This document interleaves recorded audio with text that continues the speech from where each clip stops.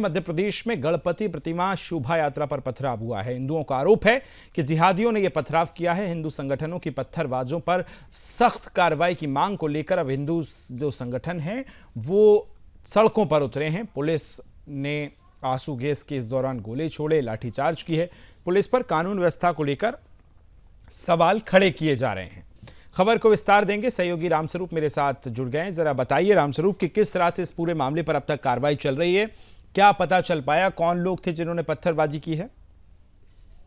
देखिए, ये बीती रात की घटना है और भगवान गणपति के जो भक्त हैं गणेश भक्त, वो भगवान की प्रतिमा लेकर अपने पंडाल की ओर आ रहे थे। ये शोभा यात्रा नहीं थी जी। गणेश प्रतिमा को उनके गंतव्य से लेकर अपने पंडाल की ओर लेके आ रहे थे। वहां भगवान गणेश को विराजित करना था, ये पूरी मंशा थी, ये पूरी प्लानिंग थी। और एक बड़ा जन समूह भगवान गणेश की ट्रैक्टर ट्राली के आगे और पीछे चल रहा था। पूरे शांतिपूर्ण तरीके से ये यात्रा जारी थी।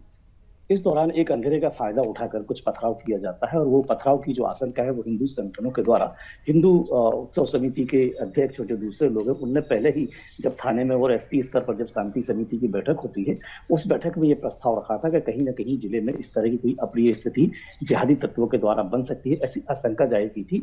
आरोप ये भी लगाए हिंदू संगठनों ने कि पिछले 15 दिनों से रतलाम में इस तरह की स्थिति बनने के अवसर वहां पर लगातार निर्मित हो रहे थे। और बीती रात जब भगवान गणपति की प्रतिमा को लेकर वो अपने गंतव्य गणपति पंडाल लेकर आ रहे थे तो मोचीपुरा जो इलाका है रतलाम का, उस इलाके में अंधेरे का फायदा उठाकर एक जगह से पथराव किया गया जिसमें भगवान गणपति की जो प्रतिमा है वो खंडित होने की भी जानकारी सामने आई है। उसके बाद हिंदू संगठन और जो तमाम हिंदू हैं उसमें केवल हिंदू संगठन के युवा नहीं बल्कि महिलाएं, बच्चे, बुजुर्ग सभी शामिल थे और सामूहिक रूप से फिर उन्होंने थाने का घेराव किया और इस पूरे मामले को लेकर न्याय की मांग की। पुलिस ने इस पूरे मामले में पुलिस के अधिकारियों की जो भूमिका है वो संदिग्ध है। पुलिस ने इस पूरे मामले में जो करना था वो तो किया, हिंदू संगठनों के ऊपर ही उल्टा लाठीचार्ज कर दिया और आंसू गैस के गोले भी छोड़कर भीड़ को तितर-बितर कर दिया। रतलाम में फिलहाल स्थिति तनावपूर्ण है और चप्पे चप्पे पर पुलिस बल तैनात किया गया है। दूसरी भीड़ पूरी तरह से सुरक्षा इकाइयों को बुलाया गया है, लगाया गया है। धारा 144 लागू करने की स्थिति रतलाम में समय बताई गई है।